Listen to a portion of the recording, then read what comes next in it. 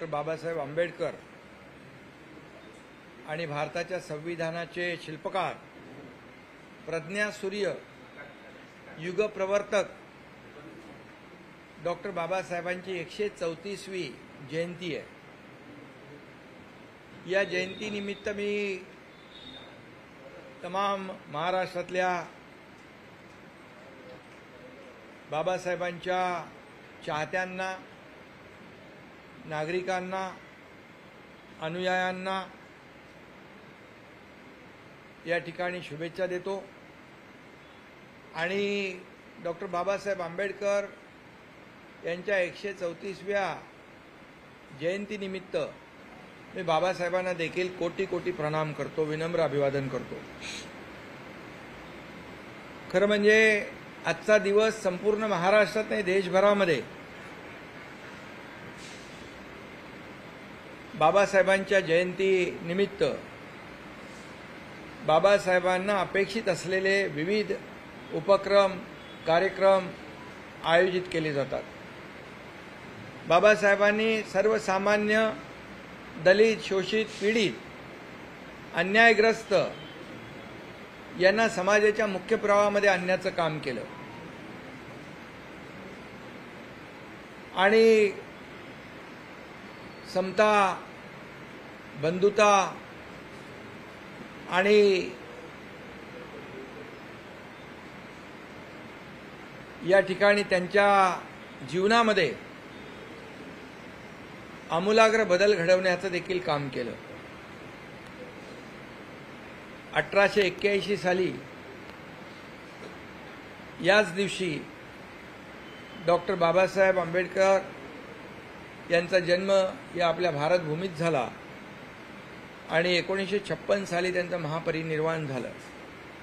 पण स्वतंत्र भारताच्या 75 वर्षाच्या इतिहासात एकही दिवस असा गेला नाही की बाबासाहेबांची आठवण आली नाही। आणि म्हणून बाबासाहेबांचं स्मरण सातत्याने या देशातला प्रत्येक मानव, प्रत्येक नागरिक करत असतो। कारण बाबासाहेब हा आपला एक श्वास आहे। बाबासाहेब एक आपला दीपस्तंभ आहे, ज्याला इंग्रजीत ज्याला इंग्रजीमध्ये गायडिंग लाईट म्हणतात, ध्रुव तारा। आणि असा समतेचा संदेश देणारे बाबासाहेब जर बाबासाहेब आपल्या या देशाला ज्यांनी सर्वोत्तम घटना दिली, अनेक देशांच्या घटनेचा अभ्यास करून सर्वोत्कृष्ट घटना बाबासाहेबांनी लिहिली, अगदी शेवटच्या माणसापर्यंत न्याय पोचला पाहिजे, त्याला न्याय मिळाला पाहिजे, ही भावना त्यांनी मनामध्ये ठेवली।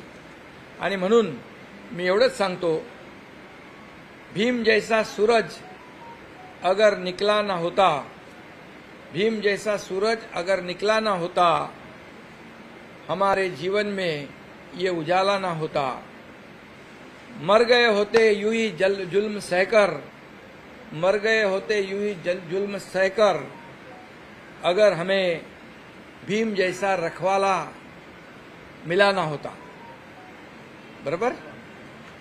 आणि खरं म्हणजे हे सगळ्यात महत्त्वाचं म्हणजे बाबासाहेबांनी जे केलं, फक्त आपल्या ते आता भारतरत्न नाही, विश्वरत्न झाले।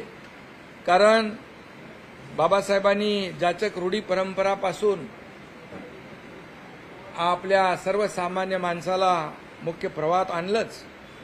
आणि बाबासाहेब एवढे विद्वान होते की अमेरिकेतल्या कोलंबिया विद्यापीठामध्ये ज्ञानाचं प्रतीक म्हणून महामानवांचा पुतळा तिथं उभारण्यात आलाय। लंडनच्या विद्यापीठातून त्यांनी इकॉनॉमिक्समध्ये MSc आणि डॉक्टर ऑफ सायन्स ही पदवी मिळाली। आणि कोलंबियामधून त्यांना डॉक्टर ऑफ फिलॉसॉफी ही अशा अनेक पदव्या मिळाल्या। त्यामुळे भारतातला पहिला भारतीय विदेशात जाऊन शिक्षण घेतो आणि वेगवेगळ्या विविध पदव्या त्यांना मिळतात, हा खरं म्हणजे भारताचा गौरव आहे. आणि म्हणून मी एवढंच सांगतो की 75 वर्ष स्वातंत्र्याला झाली, परंतु काही लोक फक्त कुठली ती आपली कोरी लाल काय, काही लोक संविधानाची प्रत नाही रे, ती लाल कोरी लाल डायरी दाखवतात. हा, काही लोक म्हणतात संविधान खतरे में आहे, काही लोक म्हणतात संविधान बदलेगा. परंतु बाबासाहेबांचं संविधान एवढं मजबूत आहे कि जब तक सूरज चांद रहेगा बाबा साहेब का संविधान कायम बना रहेगा. आणि म्हणून फक्त बाबासाहेबांना ज्यांनी फक्त आणि फक्त, आता मी राजकीय बोलत नाही, परंतु ज्या काँग्रेसने बाबासाहेबांना नेहमीच पराभूतही केलं, त्यांना त्यांच्या विचारांना त्रासही देण्याचं काम केलं, परंतु खऱ्या अर्थाने 2014 साली या देशाचे प्रधानमंत्री नरेंद्र मोदीजी या देशाचे प्रधानमंत्री झाले. खऱ्या अर्थाने संविधान दिन साजरा होऊ लागला. तोपर्यंत संविधान संविधान संविधान म्हणून फक्त लोक गळा काढत होते. आणि आपण देखील महाराष्ट्र सरकार तालुका प्लेसला आपण संविधान भवन उभं करतोय आणि बाबासाहेबांच्या आठवणी जतन करण्याचं काम करतोय. आणि म्हणून इंदू मिलमध्ये देखील आंतरराष्ट्रीय दर्जाचं बाबासाहेबांचं स्मारक उभं राहत आहे. जगाला हेवा वाटावं असं ते स्मारक त्या ठिकाणी उभं राहत आहे. हे देखील तमाम देशवासियांसाठी अभिमानाची बाब आहे. आणि म्हणूनच अशा या बाबासाहेबांचा आज जयंती उत्सव आहे. तमाम सर्व लोक या ठिकाणी आज त्या कार्यक्रमामध्ये उत्साहामध्ये जल्लोषामध्ये सहभागी होत आहेत. बाबासाहेब खरं म्हणजे संविधानाचे शिल्पकार आहेतच, पण ते माणुसकीचे देखील शिल्पकार आहेत.